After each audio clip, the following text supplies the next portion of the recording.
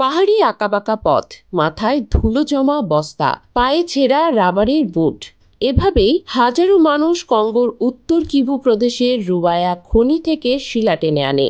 এই শিলায় আধুনিক প্রযুক্তির প্রাণ, কোলটান, যা প্রক্রিয়াজাত হয়ে হয় পরিণত স্মার্টফোন, ল্যাপটপ থেকে শুরু করে জেট ইঞ্জিনের অপরিহার্য ধাতু ট্যান্টালামে।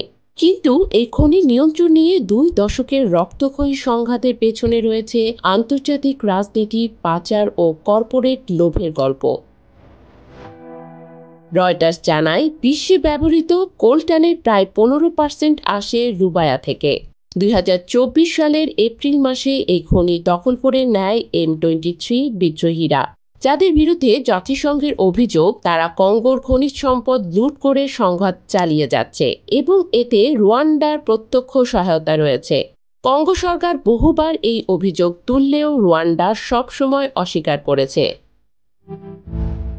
খনি দখলের পর M23 স্থানীয় খনি শ্রমিকদের কাছ থেকে কেনা বেচার মূল্যের ওপর 15% কর বসায়। জাতিসংঘের হিসাব অনুযায়ী কেবল এই কর থেকেই মাসে প্রায় $8 লাখ আয় করে বিদ্রোহীরা। এখানে নারী ও শিশুরাও শ্রমে জড়িত, কেউ শিলা বহন করে, কেউ ধোয়া, কেউ শুকায়। রয়টার্স অন্তত 1 ডজন শিশুকে এই কাজে দেখছে। মানবাধিকার সংস্থাগুলো বলছে এই অবৈধ খনিজ ব্যবসা সংঘাতকে দীর্ঘায়িত করছে, অথচ স্থানীয় মানুষের জীবনে কোনো বাস্তব উন্নয়ন আনছে না। M23 এর আগে কোলটান পাচার হতো মোটরসাইকেলে। প্রতি ভ্রমণে 150 কেজি 3 ব্যাগ নিয়ে রাতের অন্ধকারে রুয়ান্ডা সীমান্ত পার হতে লাগতো পুরো দিন। এখন বিদ্রোহীরা গোমা দখল করার পর ট্রাক ও SUV ব্যবহার করছে, যা দিয়ে একবারে 20 টন পাচার সম্ভব। গোমা ও বোকাভোর মতো সীমান্ত শহরগুলো এখন পাচারের মূল কেন্দ্র।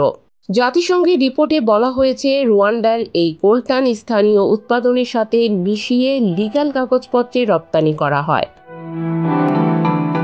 রুবায়ার খনিজ সম্পদে নজর পড়েছে মার্কিন ব্যবসায়ীদেরও।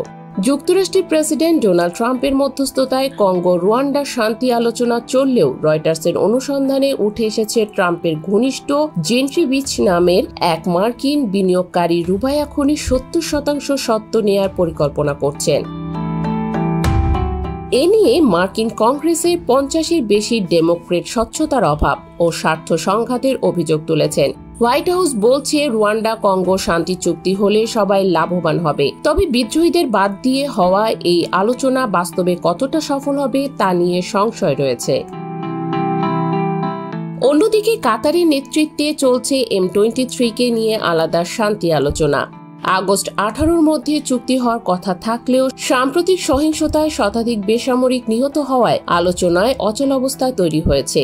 রুয়ান্ডা সেনা প্রত্যাহার ও হুতু মিলিশিয়া FDLR এর মোকাবেলা সবই এখনো বড় বাধা। রুবায়ার কোলটান তাই দ্বিমুখী প্রতীক। একদিকে প্রযুক্তি দুনিয়ার শক্তি, অন্যদিকে কঙ্গোর দীর্ঘস্থায়ী অস্থিরতার জ্বালানি।